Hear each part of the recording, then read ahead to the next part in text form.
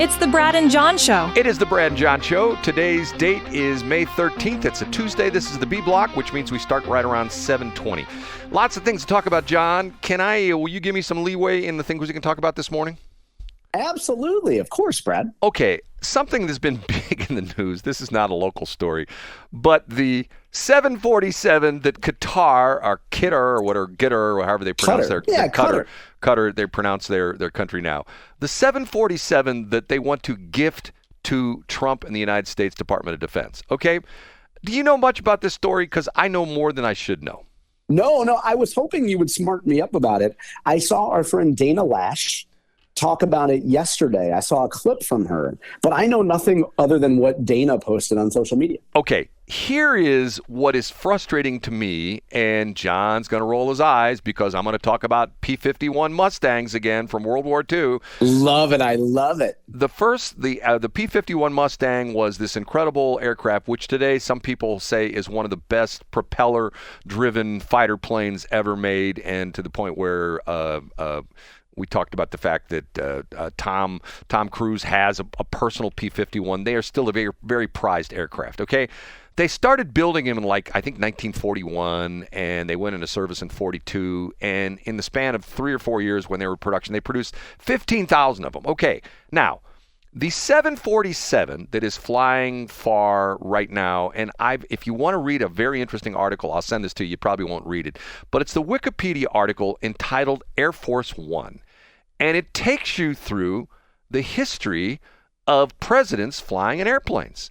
And matter of fact, do you know who the very first, well, actually, he was not a president at the time. He was an ex-president. Do you know who the very first president, he was, like I said, he was ex-president at the time.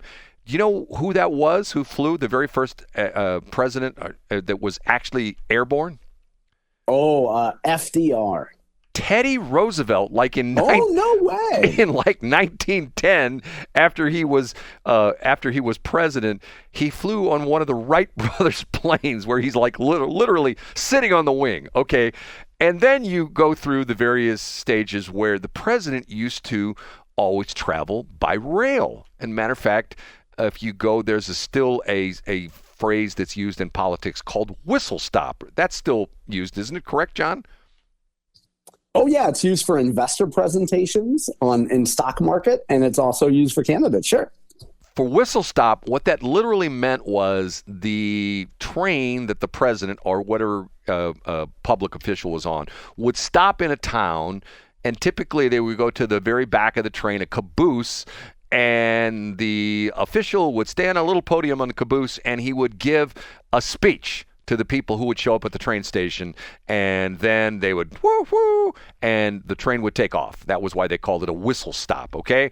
So it's been sort of, taken to mean I guess, when Mike Keel had his bus, that was like a whistle stop kind of tour, wasn't it? When he was touring the state of Missouri running for governor, wouldn't you consider that be like whistle stops? Yeah, you could call it that for sure. Okay. So you read this article about Air Force One, and it takes you through the whole thing. Okay, the interesting part of this is that the Air Force One that they're still flying dates back to, I believe, Richard Nixon. This is the same 747 that's been in the air for a long time. I talk about this all the time. If you maintained a car the way you have to maintain an aircraft, you could get 1,000,000 miles out of any car. But that's not the way things work with cars, because when you have an air conditioner compressor go out, people say, oh, I'm going to junk it and buy a new one. Okay. The problem is that we can't manufacture anything successfully in a hurry anymore because it's gotten so complicated with rules and regulations and things like that. Now, here's the interesting part of this. The two new 747s, that are supposed to replace the current 747s, they have two of them, and the rule is whatever president, if you ever watch the Harrison Ford movie Air Force One, whatever aircraft he's on, that essentially is Air Force One. That's a call sign. And do you know why the reason that is?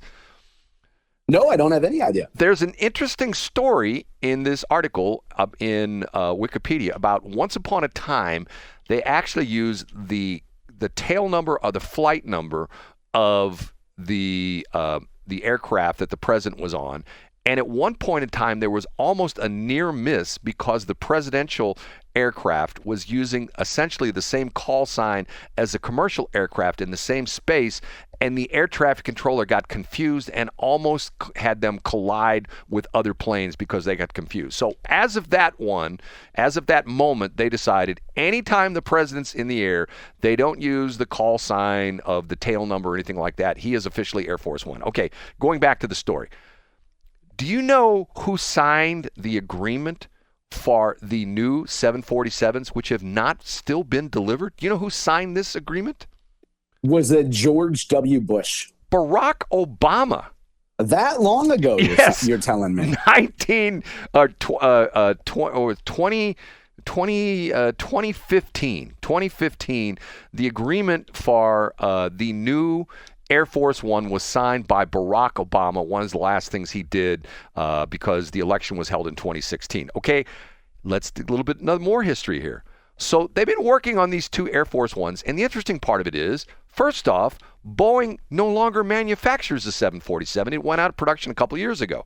The 747s that are currently being built and are not yet delivered were not originally intended to be Air Force One.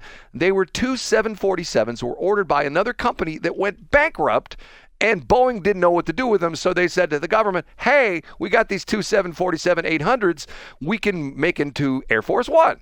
So when Donald Trump got in office the first time, he renegotiated the deal with Boeing and said, look, you guys keep nailing us for these cost overruns. We're not paying them anymore.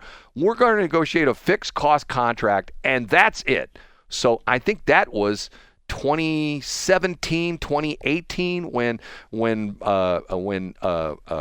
Donald Trump was in office. The first time they negotiated this fixed cost contract with Boeing, and Boeing is now bellyaching, complaining about this because they're losing millions of dollars on this project. And the crazy thing is, there are people saying that the reason these aircraft had not been produced yet is because of the fact that Boeing is slow walking this because they essentially want to lose the contract and not deliver these Air Force Ones. Essentially, they're saying, okay, we can't do it. So essentially, the idea would be that Boeing would lose the contract, but yet they would still have possession of the 747s, and they would sell them to somebody else. So along comes Qatar, or Gitter, or whatever. How'd you pronounce it? It's Qatar. Qatar, okay. And they say, hey, we know you're having problems with Donald Trump. And the interesting part of this is, you know how Donald Trump got interested in this? No, I don't. They flew this Qatar 747-800 to West Palm Beach and let Trump tour it. And I can't remember when that happened. It might have been 6 months ago or a year ago or something like that. And he fell in love with this version of the 747 because they claim it's like a palace in the air. It's very, very, very, very, very fancy, okay? What the problem is, and everybody's going, oh my God, the Qatar wants to give this $400 million aircraft to the United States. They say it's unconstitutional, the whole bit. I say this is Donald Trump doing what he's doing best, which he's stirring the pot. He's essentially saying, okay, and what's interesting about this is that Boeing, within like the last 6 months, came out and said, well, we're not going to be able to get those planes done till 2029. So when Trump started stirring the pot about this deal with Qatar, or Qatar, whatever you call it, then Boeing came back and say, maybe we can get them into 2027. Oh, now, think about this for a minute. You order an aircraft in 2015. It's 2025. John, how many years is that now? 14 years, right? According to math. I teach elementary school math, Brad. I think it's 14 years. It's 10 years. And they're saying 10 years, that's right. And they're saying Boeing originally says 2029, which would be 14 years. Now it's 2027, 12 years. This is the problem we have in our country because there's so many rules and regulations, so many different things. You got to jump through so many hoops and stuff like that. Nobody can get anything done. It just, and to the point where the thing that Trump is trumpeting, and maybe that's sort of an interesting phrase of words, Trump is pushing the fact that the reason he wants to get this thing done with manufacturing back to the United States is we don't have a manufacturing base. And already it's come out that there are certain parts for our defense system, certain integrated circuits, certain electronic components, certain rare earth minerals that we don't have control over. And all of a sudden, if there were to be some global conflagration where, Ukraine and Russia turned into a war that ended up in Eastern Europe, and, the stuff, as Shelley used to always say, the defecation hits the rotary oscillator. We don't have the manufacturing capabilities that we used to have back in the 40s and 50s. And the whole point of this goofy thing is that people are going like, well, he can't accept a gift from Qatar. So what if Qatar says, you know what, we've flown this plane for a while, and you know what, it's got some hours on it. It's yours for $1. Then it's not a gift, right? Yeah, it certainly is a gift. And I mean, it's certainly, because you can't pretend that it doesn't have real value. And it's certainly a gift from the foreign government. Yeah, we can't pretend that it's not. Well, if I were to give you the radio stations for $1 and you would sign an agreement with me that I'm going to sell you the radio stations for $1, is that a gift? Do I have to take on all your debt? No. No, that I'm purchasing it. But is that fair market value for it? I heard a guy who knows more about radio than anybody I know, and he anticipates that the University of Missouri system will not be paid for its radio licenses. But if they get $1 for it, I mean, is that fair market value, Brad? John, here's the problem. Can I tell you a weird story? Please do. You've never done that before, Brad. Several years back, when I had my loan for the radio stations with a bank, okay, the bank became a little bit concerned that the radio stations were not worth what I owed the bank. So they hired an appraiser, okay? And I don't know if I ever told you the story or not. The appraiser came in and gave them this great big thick appraisal, probably about 3/4 of an inch thick. And at the time, I had my studios in Washington. I had the AM transmitter site on Highway 47, the crap transmitter site, and had the FM transmitter site in St. Charles County. And do you know what the appraiser appraised all three of those properties at? Let's say 10 grand. John, bring in Dean Wormer. Oh, I'm ready. 0.0. Yes. The appraiser appraised my 3 pieces of property at 0. And the banker, who had been a banker for like 40 years, I had this meeting with him, I'll never forget this. He looked at me and he said, I have never seen this in my life. They have appraised 3 pieces of real estate that you own at $0. And so my response was, I said, can I have a copy of that? And I'm going to go down to the assessor in Franklin County, the assessor in Warren County, the assessor in St. Charles County, and say, I ain't paying no more property tax because of the fact that my property is worthless. So yeah, for sure. Fair market value is whatever anybody says. And like we talked about yesterday, the people that are trying to save their businesses in Brentwood, the people, they're trying to be an eminent domain by the city. Okay, let's take that as an example. Their property right now, they're going like, it's blighted. Yeah, look at this parking lot. It's got weeds growing up in the parking lot. You need some paint peeling on the side of your building. They're essentially saying, property is worth $10. But yet when this developer comes in and develops it, then it's worth hundreds of millions of dollars. Okay? Is that fair? No, it's not fair at all, Brad. So what the whole fair market value thing to me is just a fallacy. Back in the day, and this is for some of the older real estate agents, you'll know what I'm talking about. Back in the day, if you were going to buy a house and you went to the bank and the bank hired an appraiser, the bank conversation between the banker and the appraiser was, the banker would say, okay, I need the loan's going to be for $200,000 and they're putting 10% down. I got to have this appraisal come in at $185,000. And the appraiser would go to work and they'd come back 2 weeks later and say, oh, you know what? I did an exhaustive search of the comps and all the other stuff. And my appraisal in this house is $185,000. It's a game, John. It's a stupid game.